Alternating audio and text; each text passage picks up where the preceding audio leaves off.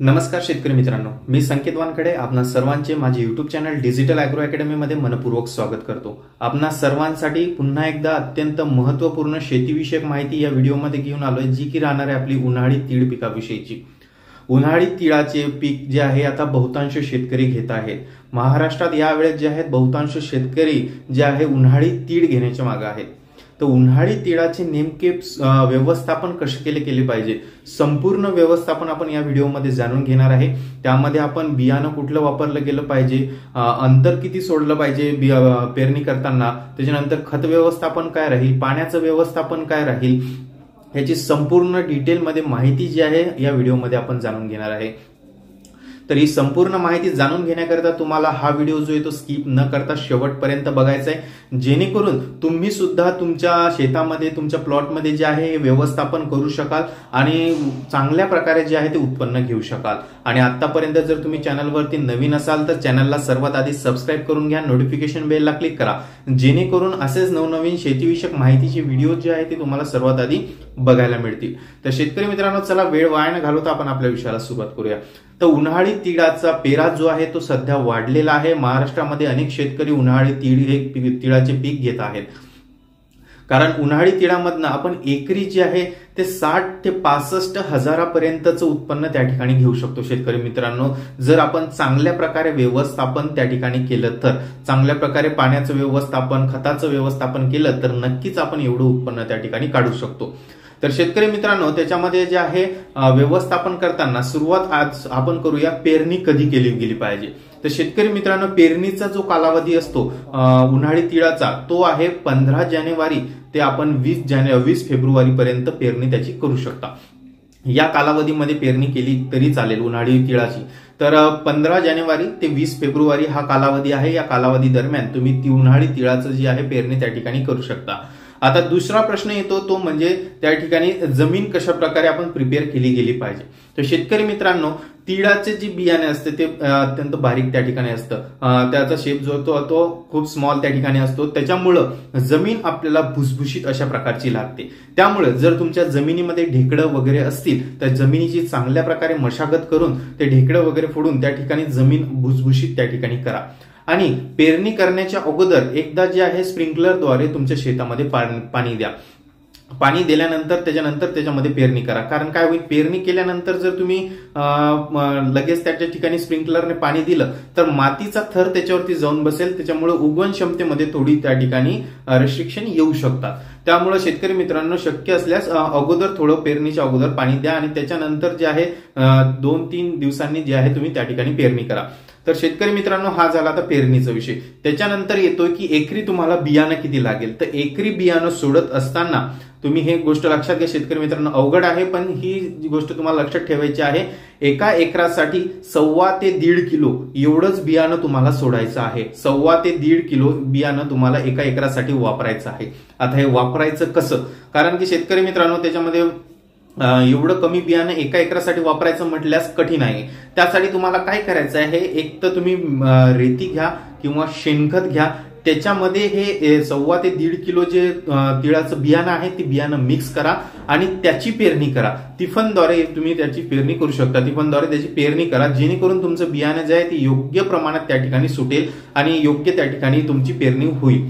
तर पेरणीचं तुम्हाला त्या ठिकाणी स्पेसिंग म्हणजेच की अंतर ठेवत असताना काय ठेवायचंय, तर 2 रो मधील जे अंतर आहे ते तुमचं 45 सेंटीमीटर असलं पाहिजे। 2 रो मधील डिस्टन्स 45 सेंटीमीटर, 2 बियाणांमधलं अंतर जे आहे ते असलं पाहिजे तुमचं 12 सेंटीमीटर, म्हणजेच की 10 ते 12 सेंटीमीटर 2 बियाणांमधलं अंतर ठेवा आणि रो मधलं अंतर जे आहे 2 ओळींमधलं अंतर जे आहे ते 45 सेंटीमीटर ठेवा। ही झाली तुमची स्पेसिंग। त्याच्यानंतर विषय येतो शेतकरी मित्रांनो, वाण कुठलं वापरायचं, कारण वाणाचा हा मेन मुद्दा आहे। वाण जर चांगलं आपण त्या ठिकाणी निवडलं तर आपलं उत्पन्न सुद्धा चांगलं त्या ठिकाणी येईल। तर त्याच्यामध्ये तुम्हाला 2-3 वाण मी सजेस्ट करतो, त्याच्यापैकी वाण तुम्ही वापरू शकता। तर त्याच्यामध्ये पहिल्या नंबरला जे शेतकरी मित्रांनो ते म्हणजे AKT 101, दुसरं जे आहे AKT 1111, तिसऱ्याला नंबरला जे आहे ते JLT 408, चौथ्या नंबरला जे आहे ते JLT 408-2. यापैकी तुम्ही कुठलं पण एक त्या ठिकाणी जे आहे व्हेरायटी वाण जे आहे ते वापरू शकता शेतकरी मित्रांनो.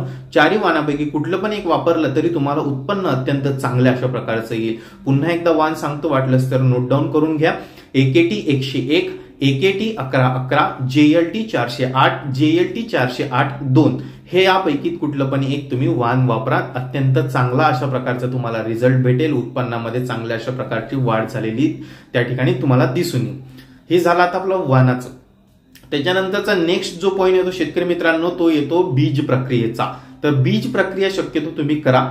बीज प्रक्रिया करत असताना जे आहे कुठलं पण एखादं बुरशीनाशक घ्या. त्या बुरशीनाशकाची कुठल्या पण एका बुरशीनाशकाची तुम्ही त्याला बीज प्रक्रिया करू शकता आणि त्याच्यानंतर त्याची पेरणी करा. शक्य असल्यास बीज प्रक्रिया नक्की करा.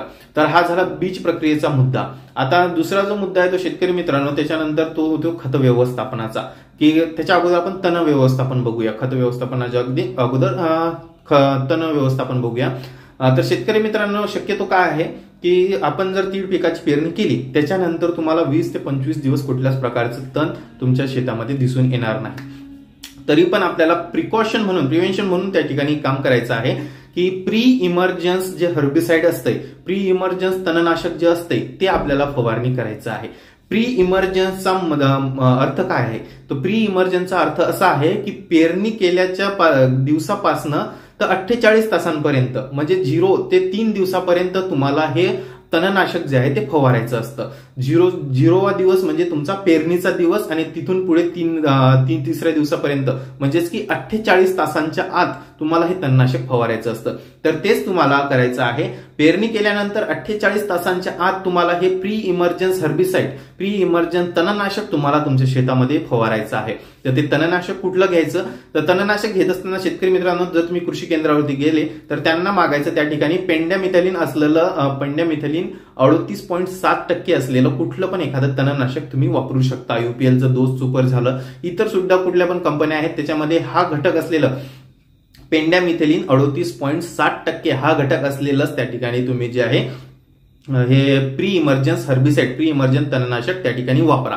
हे वापरत असताना शेतकरी मित्रांनो जे आहे 0 ते 3 दिवसापर्यंत म्हणजेच की 48 पेरणीनंतर 48 दिवसांच्या आत वापरा. हे एक शक्यतो याची काळजी घ्या. त्या 48 तासांच्या वर गेल्यानंतर याची फवारणी अजिबात करू नका शेतामध्ये. तर हे झालं तण व्यवस्थापनाचं. आता आपण बघूया खत व्यवस्थापन कशा प्रकारे करायचं.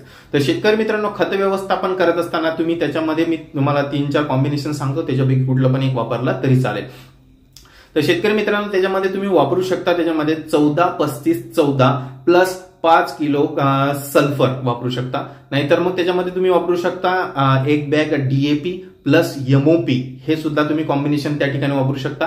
नाहीतर मग 10-26-26 हे पण वापरू शकता. प्लस त्याच्यामध्ये तुम्ही MOP घ्या आणि प्लस DAP घ्या आणि 5 kg सल्फर घ्या. म्हणजेच ओव्हरऑल तुमच्या एका एकरासाठी जे आहे 15 ते 20 किलो सल्फर हा सोडलाच गेला पाहिजे. हा मेन घटक आहे. सल्फर हा सोडलाच गेला पाहिजे तुमच्या एका एकराच्या तीळ पिकासाठी. तर या 3 पैकी कुठलं पण वापरू शकता तुम्ही. एक तर DAP बॅग वापरा प्लस त्याच्यामध्ये MOP वापरा, नाही तर मग 14-35-14 हे पण चांगलं आहे. त्याच्यानंतर 10-26-26 हे सुद्धा तुम्ही त्याच्या ठिकाणी वापरू शकता. तर या कॉम्बिनेशन पैकी कुठलं पण एक खताचं कॉम्बिनेशन तुम्ही घेऊ शकता आणि ते तुमच्या शेतामध्ये तुम्ही अप्लाय करू शकता. पण 15 ते 20 kg प्रति एकर सल्फर हे सोडलंच गेलं पाहिजे. हे झालं आपलं खत व्यवस्थापनाचं. आता नेक्स्ट जो पॉईंट येतो तो म्हणजे पाणी व्यवस्थापनाचा. पाणी व्यवस्थापन कशा प्रकारे करायचं. तर शेतकरी मित्रांनो पाणी व्यवस्थापन करत असताना तुमच्या जमिनीवर ते डिपेंड करतं. तुमची जमीन कशा प्रकारची आहे. तर तुमची जमीन हलक्या स्वरूपाची, हलक्या प्रकारची असेल म्हणजे पाणी धरून ठेवण्याची क्षमता ही कमी असेल जमिनीमध्ये, तर तुम्हाला त्या ठिकाणी तुमचं पाणी जे द्यायचं आहे ते तुम्हाला 7 ते 8 दिवसाच्या कालावधी इंटरव्हलने तुम्हाला पाणी त्या ठिकाणी द्यायचं आहे. आणि जर तुमची जमीन भारी प्रकारची असेल म्हणजे पाण्याला धरून ठेवणारी असेल तर त्या ठिकाणी तुम्ही 10 ते 12 दिवसांच्या अंतरावर इंटरव्हलवर पाणी त्या ठिकाणी देऊ शकता. आणि विशेष म्हणजे एक गोष्ट लक्षात ठेवा, ज्यावेळेस तुमचं पीक जे आहे तिळाचं पीक जे आहे फ्लावरिंग स्टेजला असेल किंवा ते बोंड भरण्याच्या प्रोसेसला असेल त्यावेळेस, त्या स्टेजला असेल त्यावेळेस तुम्हाला पाण्याचा ताण अजिबात पडू द्यायचा नाही. त्यावेळेस पाणी जे आहे भरपूर प्रमाणात द्या, योग्य प्रमाणात द्या. पाण्याचा ताण त्यावेळेस पडू देऊ नका. पाण्याचा ताण त्यावेळेस पडल्यास त्या ठिकाणी मोठा प्रकारचा लॉस जो आहे तो तुमच्या उत्पन्नामध्ये त्या ठिकाणी होऊ शकतो शेतकरी मित्रांनो. तर हा झाला आपला पाणी व्यवस्थापनाचा मुद्दा. तर शेतकरी मित्रांनो, अशा प्रकारे जर तुम्ही संपूर्ण व्यवस्थापन केलं उन्हाळी तीळ पिकासाठी तर नक्कीच तुम्हाला चांगल्या प्रकारचं त्या ठिकाणी उत्पन्न मिळेल. चांगल्या प्रकारचं म्हणजे त्या ठिकाणी तुम्ही 4.5 ते 5 क्विंटल प्रति एकर पर्यंत सुद्धा त्या ठिकाणी तुम्ही उत्पादन घेऊ शकता शेतकरी मित्रांनो. आणि चांगल्या प्रकारचं जे आहे त्या ठिकाणी तिळाच्या पिकाला भाव सुद्धा असतो. प्रति क्विंटल तुम्हाला 10 ते 12 हजार रुपये त्या ठिकाणी भेटतायत. म्हणजेच की तुम्ही शक्यतो ऍव्हरेज बघता जर चांगल्या प्रकारे तुम्ही व्यवस्थापन केलं तर 60 ते 65 हजारापर्यंतचं उत्पन्न तुम्ही नक्कीच उन्हाळी तीळ पिकामधनं त्या ठिकाणी घेऊ शकता. तर नक्कीच अशा प्रकारे तुम्ही संपूर्ण व्यवस्थापन करा. मी ज्या प्रकारे सांगितलंय त्या प्रकारे. आता त्याच्यामध्ये पण मी व्हिडिओ बनवत जाईल याच्यानंतर पण कुठली फवारणी घ्यायची, काय घ्यायची, म्हणजे आता शक्यतो अळ्या वगैरे अळ्यांचा प्रादुर्भाव होतो त्यावेळेस कुठलं वापरलं गेलं पाहिजे. आता तुम्हाला थोडंफार सांगतोय, जर फ्लावरिंग स्टेजला अळ्यांचा वगैरे अटॅक झाला तर त्यावेळेस इमॅमॅक्टिन बेन्झोएट 5% हे असणारं कुठल्या पण एका कंपनीचं जे आहे तुम्ही तणनाशक त्या ठिकाणी वापरू शकता. अशा मी फवारणीचे सुद्धा व्हिडिओ बनवेल. त्यासाठी तुम्हाला चॅनलला जुळलेलं राहायचं आहे. चॅनलला तुम्ही आतापर्यंत सबस्क्राईब केलेलं नसेल तर सबस्क्राईब करून घ्यायचं आहे. नोटिफिकेशन बेलला क्लिक करायचं आहे, जेणेकरून नवनवीन व्हिडिओज मी जे टाकेल आणखीन उन्हाळी तीळ पिकाविषयीचे ते तुम्हाला आणखीन आपल्या व्हिडिओच्या मार्फत, नोटिफिकेशनच्या मार्फत तुम्हाला मिळत जातील आणि तुम्ही सर्वात आधी बघू शकाल. तर शेतकरी मित्रांनो, हे उन्हाळी तीळ पिकाचं व्यवस्थापन तुम्हाला कशा प्रकारचं वाटलं ते तुम्हाला कमेंट बॉक्समध्ये कमेंट करून नक्की कळवा. आणि आणखीन काही तुमच्या समस्या असतील, काही प्रॉब्लेम असतील तर ते सुद्धा कमेंट बॉक्समध्ये कमेंट करून टाका. तुम्हाला कुठल्या फवारणीविषयी विचारायचे असेल, तणाच्या फवारणीविषयी असेल, पाणी व्यवस्थापनाच्या विषयीचे तुमच्या मनात काही संशय असतील, डाऊट असतील ते सुद्धा कमेंट बॉक्समध्ये विचारा. त्याचे मी नक्कीच तुम्हाला रिप्लाय देईल. आणि तुम्हाला जे आहे चॅनल आपला व्हिडिओ जर आवडलेला असेल तर व्हिडिओ जास्तीत जास्त लाईक करा आणि जास्तीत जास्त राज्यातील शेतकऱ्यांपर्यंत शेअर करा, जेणेकरून त्यांच्यापर्यंत सुद्धा ही माहिती पोहोचेल. तर शेतकरी मित्रांनो, आता आपण भेटूया पुढील भागामध्ये, पुढील व्हिडिओमध्ये एका नवीन शेतीविषयक माहिती सोबत. तोपर्यंत मी इथंच थांबतोय. धन्यवाद.